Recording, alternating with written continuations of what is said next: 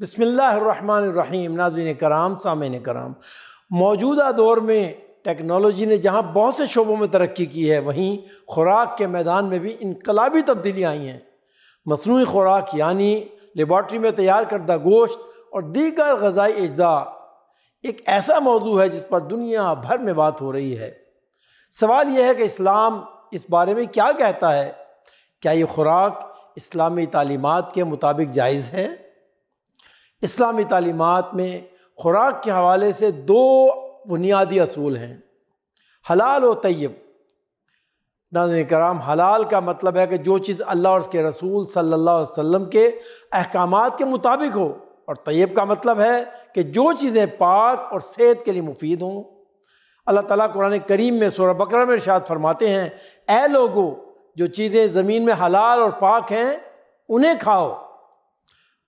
یہ آیت اس بات کی وضاحت کرتی ہے کہ خوراک کا حلال اور طیب ہونا ضروری ہے۔ مصنوعی خوراک کے حوالے سے علماء میں مختلف رائے پائی جاتی ہیں، کیونکہ یہ ایک نیا اور پیچیدہ موضوع ہے۔ پہلی چیز جو اس میں دیکھی جاتی ہے وہ یہ ہے کہ مصنوعی گوشت یا دیگر غذائی اجزاء کیسے تیار ہوتے ہیں۔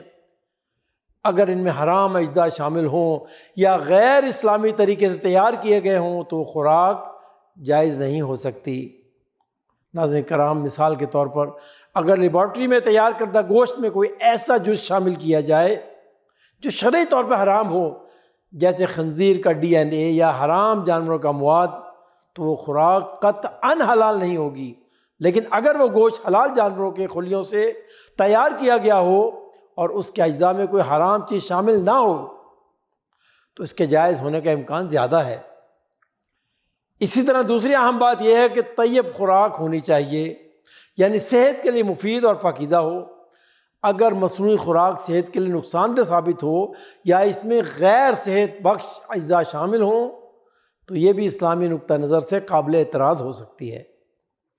اسلام میں خوراک کا اصل مقصد انسان کی جسمانی، روحانی اور اخلاقی بہتری ہے۔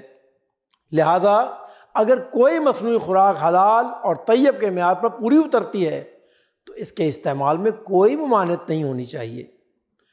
مثال کے طور پر اگر مصنوعی گوشت کے ذریعے ماحولیات پر بوجھ کم کیا جا سکتا ہے اور اس سے زمین پر موجود وسائل کا بہتر استعمال ممکن ہو سکتا ہے تو یہ ایک مفید اور اسلامی طور پر جائز راستہ ہو سکتا ہے۔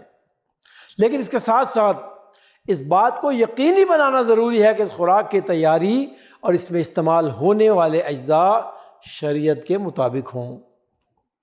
ناظرین کرام، اسلامی تاریخ میں بھی ہمیں یہ نظر آتا ہے کہ جب کوئی نئی چیز سامنے آتی تھی تو علماء اس کے بارے میں تحقیق کرتے تھے اور اس کی حلت یا حرمت کا فیصلہ قرآن و سنت کی روشنی میں کرتے تھے۔